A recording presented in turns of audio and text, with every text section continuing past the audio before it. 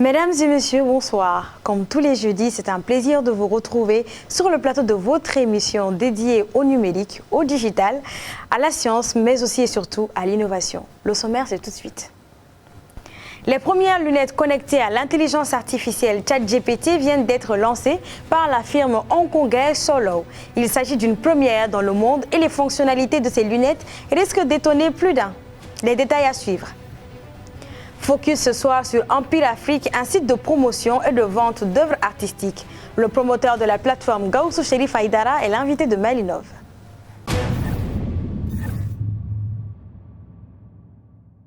Fais de ta vie un rêve et d'un rêve une réalité. Cette célèbre citation d'Antoine de Saint-Exupéry résume parfaitement l'innovation dont on vous fait part ce soir. Après une décennie d'échecs commerciaux, le rêve de la firme hongkongaise Solo est désormais une réalité. L'entreprise vient de développer ErgoVision, les premières lunettes au monde connectées avec ChatGPT 4.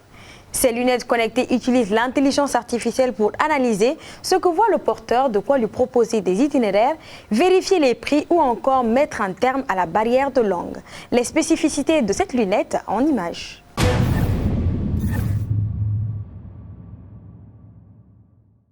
ErgoVision est une nouvelle paire de lunettes développée par l'entreprise hongkongaise Solo, embarquant à la fois ChatGPT 4, Google Gemini et Claude Anthropic. Elle utilise ChatGPT et Whisper d'OpenAI pour traduire en temps réel les conversations et fournir des données visuelles.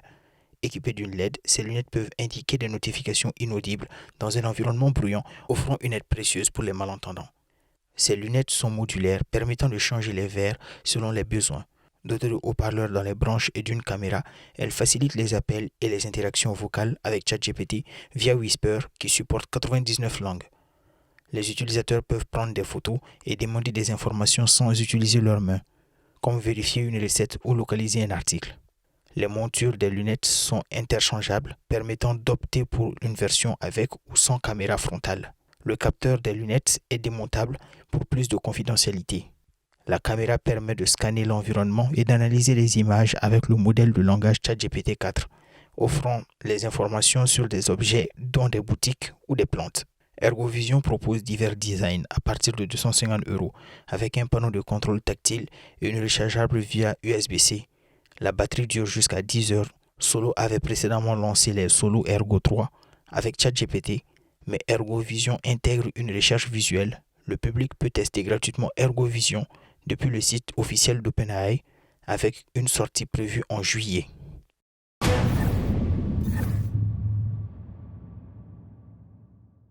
Après l'épisode Apple, c'est au tour de Meta d'être dans le viseur de la Commission de l'Union européenne. L'UE a ouvert lundi la voie de lourdes sanctions financières contre Meta, accusée de ne pas respecter les règles européennes d'utilisation des données personnelles pour la publicité ciblée. Meta est contraint de demander le consentement des utilisateurs afin de pouvoir combiner des données issues de ces différents services à des fins de prolifage publicitaire.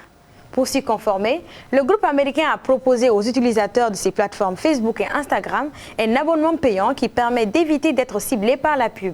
En revanche, s'ils souhaitent conserver un service gratuit, ils doivent consentir à livrer leurs données. Pour la Commission européenne, ce modèle de Meta ne permet pas aux utilisateurs d'exercer leur droit de consentir librement à la combinaison de leurs données personnelles entre ces différentes plateformes et ceci est une violation du règlement sur les marchés numériques DMA. Meta affirme de son côté que son modèle d'abonnement est conforme au DMA. Le géant a déclaré, je cite, « Nous nous réjouissons de poursuivre un dialogue constructif avec la Commission européenne afin de clore cette enquête. » Fin de citation. La plainte contre Meta constitue la deuxième mise en cause d'un géant du numérique dans le cadre du DMA. La Commission européenne avait déjà épinglé la semaine dernière Apple, dont la boutique d'applications App Store violerait les règles de concurrence européenne. Meta peut désormais exercer ses droits à la défense en ayant accès au dossier et répondre par écrit aux conclusions préliminaires. Si celle-ci était confirmée, la Commission adopterait une décision définitive de non-conformité d'ici fin mars 2025. Meta pourrait alors écoper d'une amende allant jusqu'à 10% de son chiffre d'affaires mondial qui a atteint environ 125 milliards d'euros l'an dernier, soit une sanction pouvant dépasser 12 milliards d'euros si le groupe de Mark Zuckerberg ne se conformait pas aux règles de l'UE. Le DMA, qui permet d'agir plus vite et plus fort contre les abus de concurrence des géants du numérique, a été introduit pour protéger l'émergence et la croissance de start-up en Europe et offrir plus de choix aux consommateurs. Autre Apple, le nouveau règlement s'applique à 4 autres mastodontes américaines, notamment Alphabet, Amazon, Apple, Meta, Microsoft, mais aussi au réseau social TikTok, propriété du groupe chinois ByteDance, ainsi qu'à la plateforme néerlandaise de réservation d'hôtels Booking. Une enquête visant Alphabet a également été ouverte pour violation du DMA.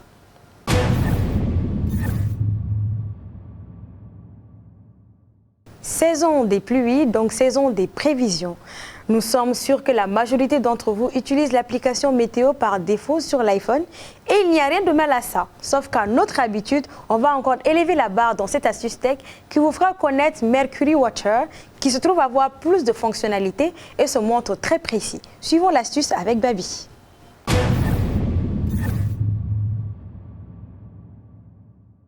J'ai commencé à utiliser Mercury Weather depuis son test. Cette nouvelle application météo propose des fonctionnalités très utiles dont certains sont absents de l'app d'Apple. Quand il va bientôt pleuvoir, l'app ainsi que ses widgets et même l'app d'Apple Watch vont automatiquement modifier leur affichage pour montrer la durée mais aussi l'intensité de la pluie ou même la neige si vous êtes dans un pays où le temps le permet. Comme ça, si je dois quitter mon domicile ou un autre endroit, je sais combien de temps patienter avant que ça ne se termine. Et bizarrement, ça a fonctionné. J'ai été chanceux avec la pluie du week-end dernier. C'est sans compter son interface ergonomique et très bien pensée qui affiche les principales informations dont on a besoin. Là où d'un point de vue personnel, je trouve que sur l'app d'Apple, c'est beaucoup trop enfui avec tout plein de données partout. Alors, une autre fonction utile pour les voyageurs, c'est la possibilité d'ajouter une destination et la durée de séjour et l'app va alors afficher dans les prévisions météo le temps qu'il fera dans les villes en question. Ça permet de ne pas oublier de prendre des affaires légères ou chaudes en fonction du temps qui est prévu dans la ville où on va bientôt passer ses journées. Et c'est pratique pour ces week-ends dans d'autres villes françaises ou étrangères. Toujours pour préparer ses vacances ou déplacements à l'étranger, l'app affiche également sur l'année les moyennes mensuelles pour la température, le taux d'ensoleillement et les précipitations. Par exemple, je peux voir à quel moment de l'année il fait le plus chaud à Tokyo, mais aussi quand il y a le plus de précipitations. Et c'est bien assez utile de le savoir pour éviter par exemple la période où il pleut beaucoup à une destination. Il y a plusieurs formules pour utiliser l'app, dont un unique achat intégré qui permet de débloquer toutes les fonctionnalités sans passer par la caisse d'abonnement. Voilà tout pour aujourd'hui. Nous sommes heureux de la saison pluvieuse, mais autre astuce utile, faites attention aux moustiques. Sinon à la prochaine et prenez soin de vous.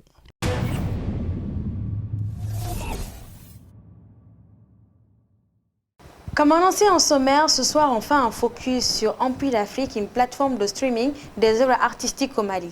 Comment fonctionne cette plateforme? Quelles sont les difficultés auxquelles elle a dû faire face en s'implantant au Mali? Quels sont aujourd'hui les critères d'adhésion pour les artistes? Et aussi, comment se passe globalement la plateforme de streaming au Mali? Voici autant de questions auxquelles on va tenter de répondre avec le fondateur et le directeur général de la plateforme qui est Gaoussou Chérif Aïdara. Bonsoir, monsieur Aïdara. Bonsoir. Bienvenue sur le plateau de Malinov. Merci beaucoup. Alors, dites-nous de base, la base de création de Ampule Afrique, c'était pourquoi? Est-ce que c'était de répondre un peu à la problématique de streaming au Mali, sinon je dirais de monétisation des œuvres artistiques au Mali? Oui, merci beaucoup pour l'invitation. Merci à toute l'équipe, à TMA.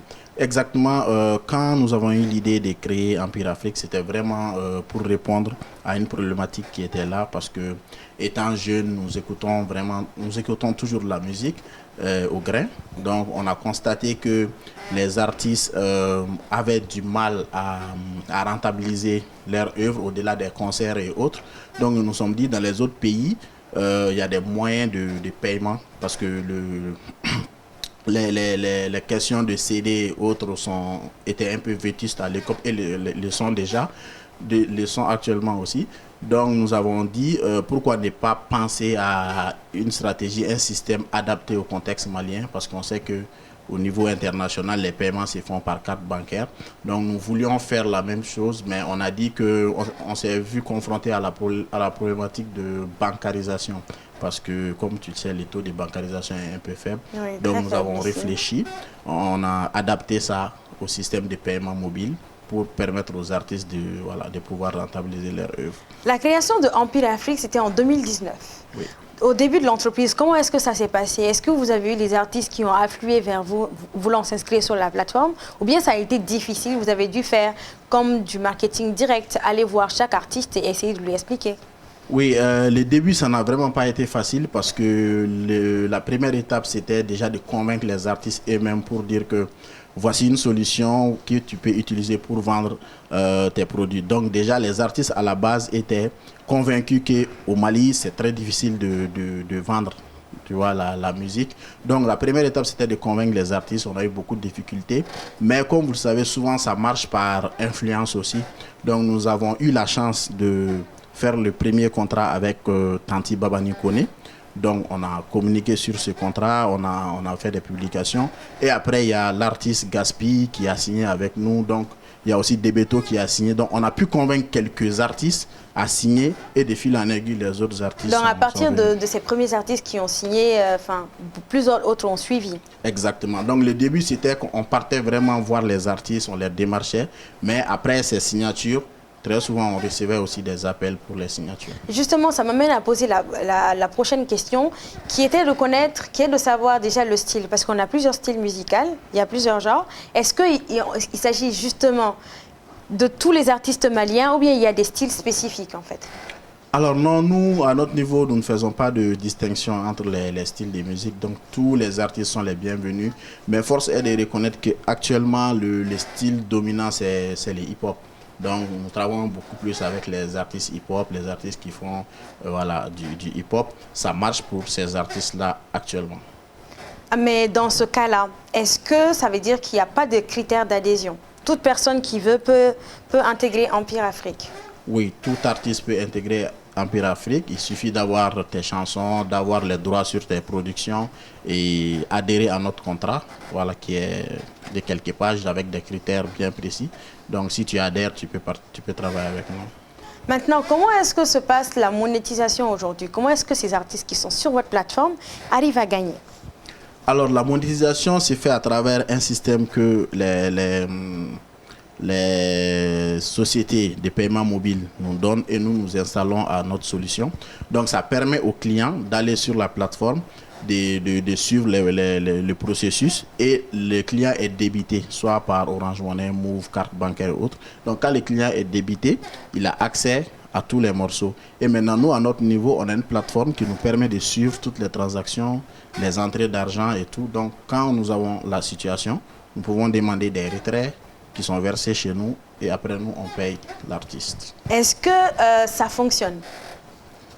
Oui, on peut dire que ça fonctionne bien, plutôt bien, parce que de la création à aujourd'hui, nous avons vraiment, nous avons franchi des étapes, mais aujourd'hui, on peut dire que ça marche bien pour les artistes, parce que ils arrivent à se faire des millions à travers des albums aujourd'hui, donc on peut dire que ça marche.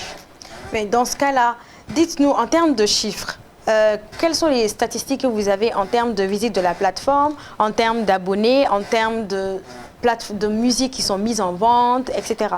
D'accord. Donc, en fin 2023, nous avons fait un peu les bilans. De 2020 à fin 2023, on était autour de environ 97 projets qui étaient mis sur la plateforme. Et en termes de chiffre d'affaires, la plateforme avait généré 50 millions. Pour combien d'artistes? Alors, le nombre d'artistes, je crois, je ne vais pas dire de mauvais chiffres, c'était autour de 50 comme ça. Est-ce que ce chiffre d'affaires-là, il est satisfaisant à hauteur du nombre d'artistes qu'il y a? Oui et non, parce que c'est satisfaisant du moment où on sait que c'est difficile, très difficile pour les artistes de faire en sorte que leur œuvre leur rapporte de l'argent. Donc on peut dire que c'est un chiffre globalement qui est bon, mais pas pour tous les artistes, parce que sur les 50 millions, tu vas voir qu'un artiste a fait 8 millions, un autre a fait moins de 100 000, tu vois. Donc c'est vraiment pas pour tout le monde, mais d'une manière générale, on peut dire que c'est bon. Vous insistez beaucoup sur le terme artiste et vous avez dit que c'est tout artiste qui désire adhérer à la plateforme peut venir. Ça veut dire est-ce que vous recevez aussi les peintres, les artistes peintres, les artistes photographes, parce qu'eux aussi sont des artistes? Oui, pour le moment, ce que nous faisons, c'est la vente de musique, des vidéos, de tout ce qui peut être vendu de manière numérique. pas les photos pour le moment, mais la vidéo, la musique, les livres, donc tous les artistes qui sont dans ces domaines-là, on peut travailler avec eux. D'accord. En 4 ans d'existence, de 2019 à 2024, on est à 4 ans d'existence pour la plateforme. Est-ce qu'aujourd'hui, c'est encore difficile qu'au début? Bien aujourd'hui, vous pouvez dire que ça va? C'est encore très difficile aujourd'hui parce que les débuts, il y avait ces difficultés, mais les difficultés changent en fonction de l'évolution de la structure aussi.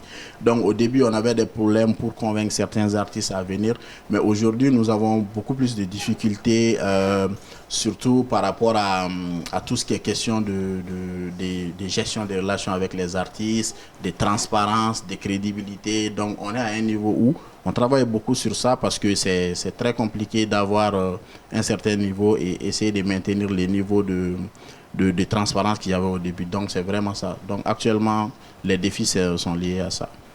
Au-delà de Empire Afrique, aujourd'hui on remarque qu'au Mali, il y a beaucoup de plateformes qui émergent, notamment des plateformes de streaming. Comment est-ce qu'Empire essaie de se positionner par rapport à ça? Alors, bon, moi je pense qu'Empire est déjà je ne dirais pas la seule, mais voilà, la plateforme que les Maliens connaissent, qui est utilisée. Donc, il y a beaucoup que les Maliens connaissent, donc dites comment est-ce que Empire se positionne? De beaucoup de plateformes comme Empire, mais oui, Empire se positionne comme une plateforme crédible, une plateforme qui est là juste qui est là dans un premier temps pour permettre aux artistes de gagner de l'argent, parce que notre slogan même c'est vivre de son art. Donc on veut vraiment permettre aux artistes de vivre de ce qu'ils font, parce que aller, surtout les chanteurs, rappeurs et autres, aller dans un studio, écrire un texte, produire une musique et après mettre gratuitement, nous on s'est dit que c'est vraiment compliqué. Donc notre positionnement c'est vraiment être une plateforme qui permet aux artistes de vivre de leur art. À part les artistes qui arrivent à monétiser à travers les visites et aussi à travers les achats qui se font sur la plateforme, comment est-ce que Empire Afrique, vous qui en êtes le directeur, quel est le modèle économique de Empire lui-même qui fait que Empire gagne quelque chose? Alors, Empire gagne sur les ventes, parce que le type de contrat que nous avons, c'est que les artistes ne payent pas pour mettre leur musique sur Empire. Donc, c'est une discussion, il y a un contrat qui est là, on marche sur la base des pourcentages. Donc, on discute, on se met d'accord sur un pourcentage. Donc, sur chaque vente, Empire a sa part et l'artiste a sa part. Est-ce que quelque part, le problème auquel vous êtes confronté aujourd'hui, c'est une question de non-utilisation des gens ou sinon le fait que les gens ne savent pas utiliser votre plateforme? Est-ce qu'il y a ce problème-là?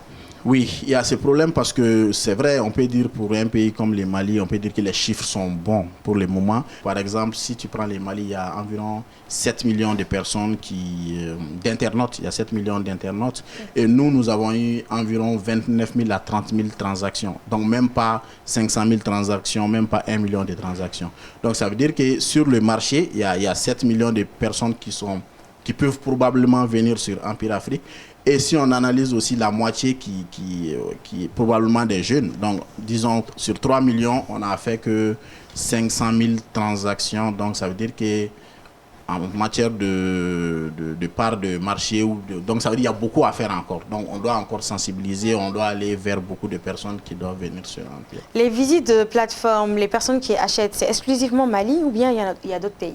Oui, merci pour la question. Comme je l'ai dit, la musique n'a pas de frontières.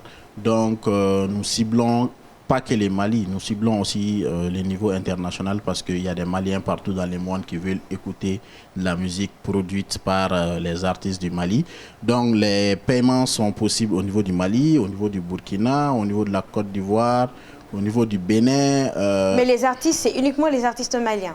Non, on est ouvert à tout le monde, mais la plateforme elle est là. Aujourd'hui, est-ce qu'il y a d'autres artistes au-delà des artistes maliens? Oui, il y a d'autres artistes. Par exemple, pour la Côte d'Ivoire, le premier artiste qu'on a signé en Côte d'Ivoire, c'était le rappeur Didi B. Donc lui, il nous a donné son album qui était en vente sur Empire. Bien qu'on n'a pas eu le temps de faire assez de communication autour du projet, mais c'est un artiste ivoirien qui est sur Empire Afrique. Donc les artistes des autres pays peuvent venir sur Empire Afrique, mais nos cibles en termes d'achat, il y a beaucoup de paiements qui se font en dehors du Mali à travers la carte bancaire, surtout les Maliens de la diaspora. Quels sont les futurs projets de Empire dans les années à venir?